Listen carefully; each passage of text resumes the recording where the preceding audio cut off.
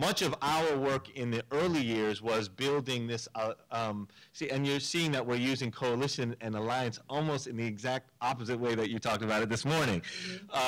But I think you hit on a really important point, which was, and we'll get to in a second, is how these terms were negotiated and emerged more organically. In the Muslim community, Iman first realized that its first task in 1997-98 was to assemble a meaningful base across the dynamics within the larger Muslim community, focusing on urban dynamics and social justice issues. So we were talking about new immigrants, Palestinians living on the southwest side of Chicago, dealing with a whole range of issues that they were contending with, connecting them to the broader historic community, in the African-American Muslim community that goes back to the early part of the 20th century in a city like Chicago, groups that grew out of the Nation of Islam, groups that grew out of the Moorish Science movement, all that stuff. And then, of course, the broader South Asian community, and then, negotiating the socioeconomic racial barriers within that stuff. So we had a lot of experience in doing that work within our community, forming a really dynamic, diverse base. And we were doing this before 9/11 with a very kind of unapologetic focus on urban communities and issues of poverty and social justice there.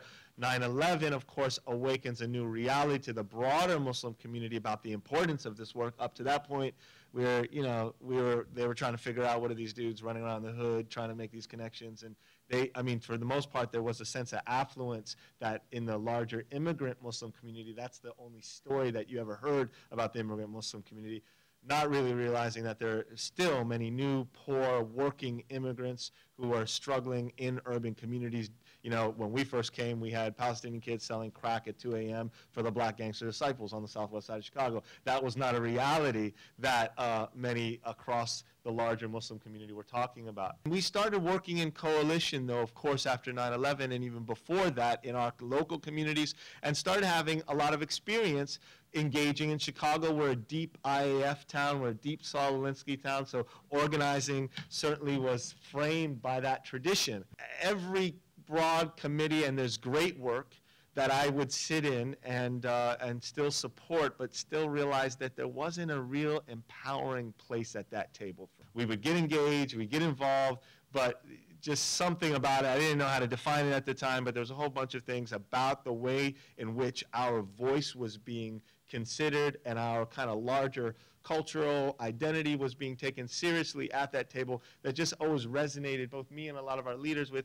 It just seemed funky at the table, to be honest. It wasn't until I think then we started getting involved in this kind of coalitional work, and this is an important ingredient for this alliance stuff, that you come together with tables that with folks who have a track record. So it's not just pie in the sky rhetoric about this fancy multi-ethnic, multiracial stuff, but we saw Patricia, we saw Target, we were involved with changing laws. You may want to minimize some of that stuff, but it was pretty significant. We were doing some groundbreaking organizing in the area of criminal justice in Illinois, and we saw the dedication, we saw the commitment, and we saw, importantly for our community, that our voice and our identity and our people were being taken seriously. So we weren't just tokens at a table, and our base and our leaders responded to that very viscerally. We realized that the Muslim community suffered and was continuing to suffer because of its intense isolation and because of the lack of relationships that had been built up in the previous decades, and that we could never let that happen again. So that was part of